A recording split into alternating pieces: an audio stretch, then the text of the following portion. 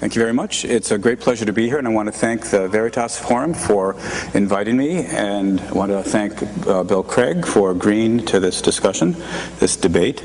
The topic for tonight's debate is whether God is necessary for morality. Is God necessary for morality? I'm going to be arguing that a belief in God or the existence of God is not necessary for morality. I'm at a bit of a handicap in doing this. I spoke to one of my colleagues, another moral philosopher, gave him the topic, is God necessary for morality? And his answer was, well, of course not. Now, I don't think the issue is quite as open and shut and black and white as that, but it does suggest, it does reveal, I suppose, a common outlook among moral philosophers that I share, that people have been doing moral philosophy without appeal to God for thousands of years, at the same time that they've also been doing moral philosophy that does appeal to God.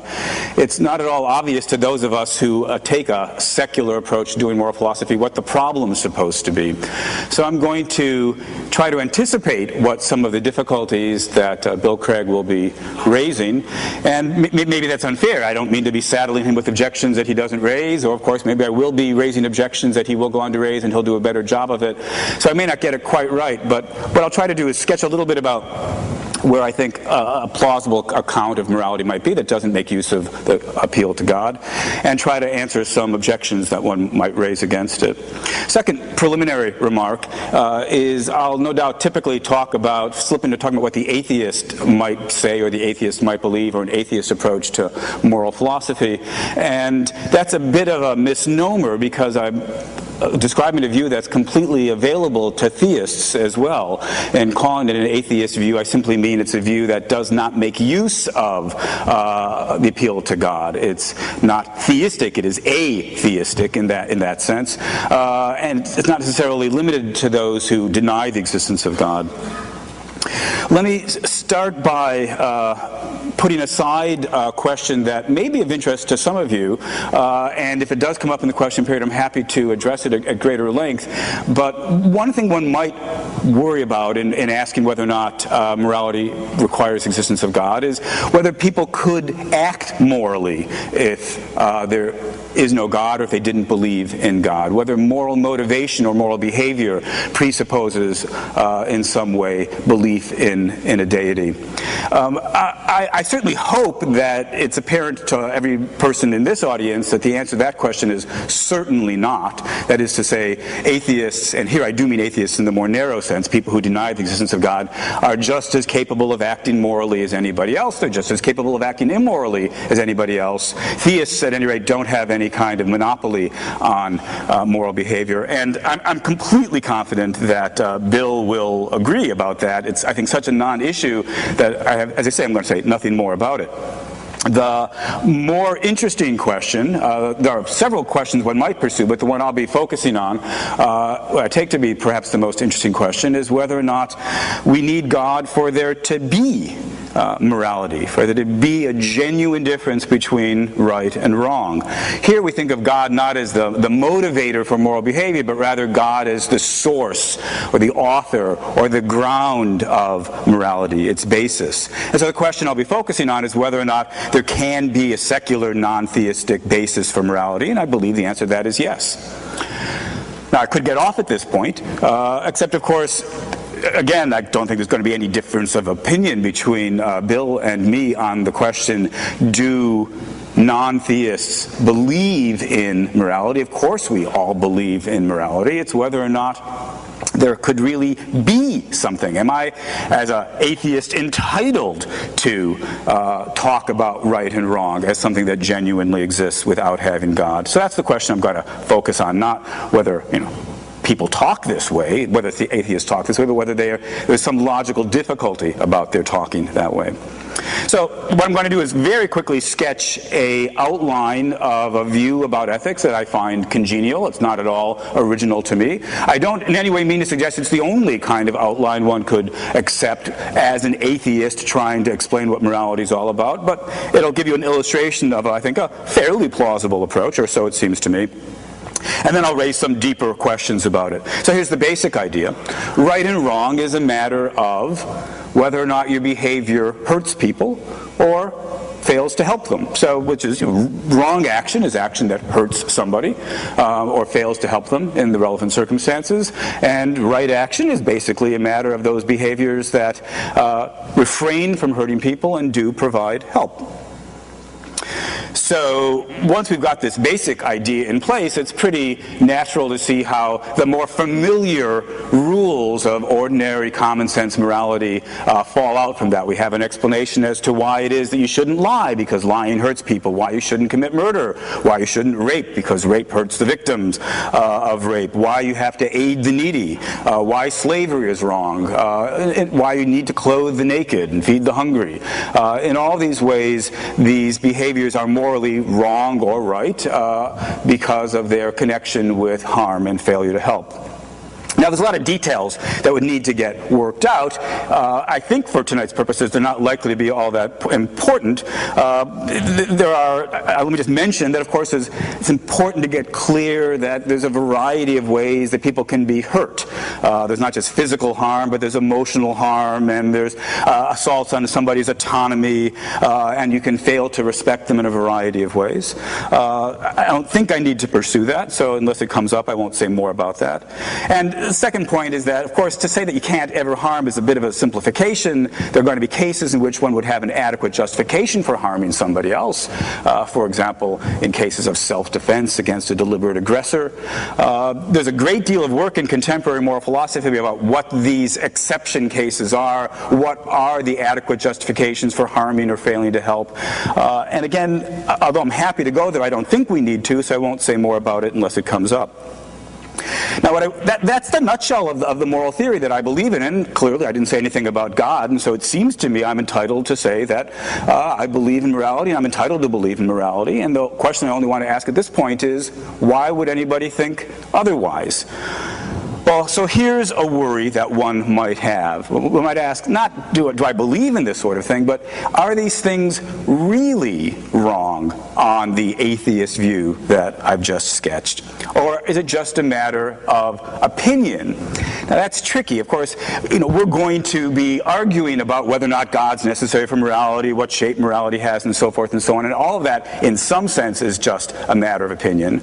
But I take it the deeper question is there a fact of the matter as to who's right? Now, just as there's a fact of the matter as to whether or not there is a God and what that God is like, I take it there's a fact of the matter with regard to whether or not it's wrong to harm people, whether it's wrong to rape, for example. I think it's wrong to rape. I take this to not just be a matter of opinion. It's not as though if I thought otherwise rape would be okay, or if everybody thought otherwise rape would be okay. Rape is wrong, full stop. So at least if you're worried about whether there could be genuine morality, where there are facts of the matter, then on an atheist account, I'm inclined to think, well, of course there can. We might wonder, what makes it wrong? And the answer is, well, it's wrong because, for example, rape is wrong because it harms the victim. Might ask instead, what do we mean in saying that it's wrong to rape?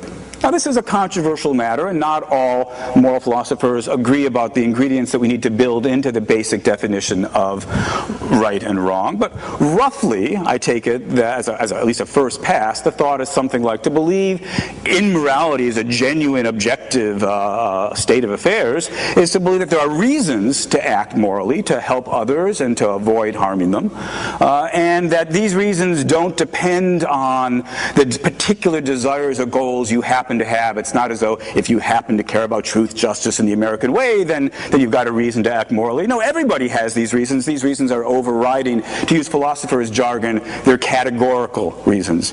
So when I say that it's an objective fact that rape is wrong, what I'm saying is there's this kind of overriding, strong, categorical reason not to harm people in this way. And that's not up to me to make it so, it's just so.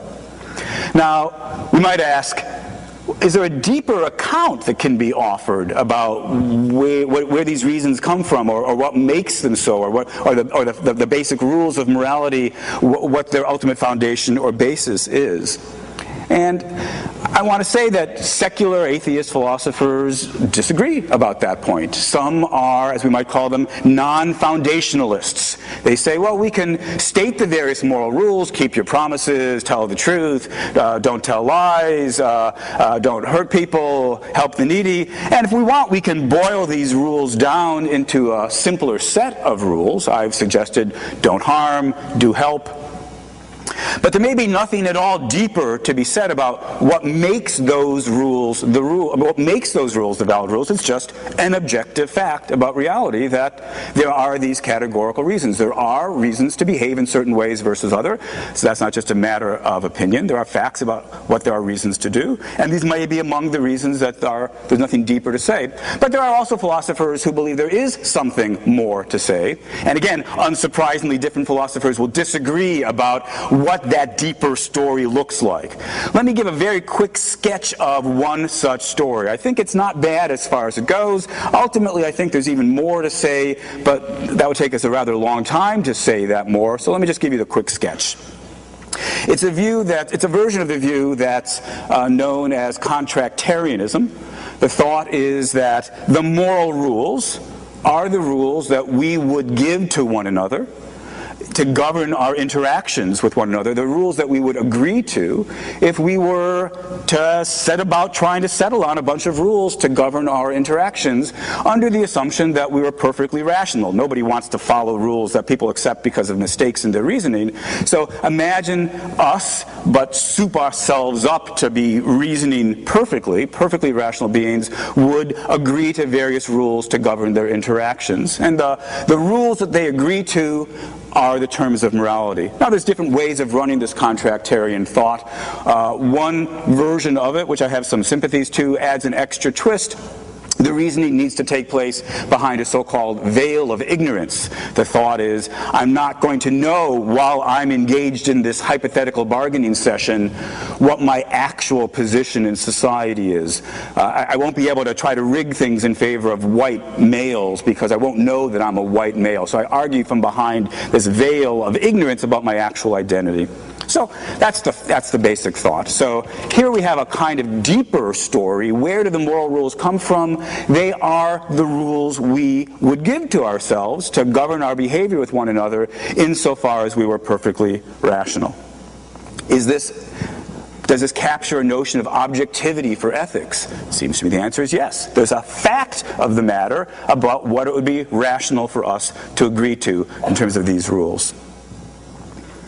One might wonder, is the output of this hypothetical, imaginary bargaining session, are the moral rules necessary?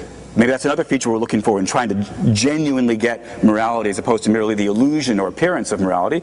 And the answer to that is yes, I believe they are necessary. Now, if you're a non-foundationalist, if you don't think there is a deeper story of the contractarian sort that I sketched, or some other deeper story that other moral philosophers have sketched, if you're a non-foundationalist, you might just stop it right here. You might say, to say that murder is wrong is to say that there's a categorical reason not to murder, and this isn't a contingent truth, it's a necessary truth. It's a truth that obtains, as philosophers like to put it, in all possible worlds, that murder would be wrong.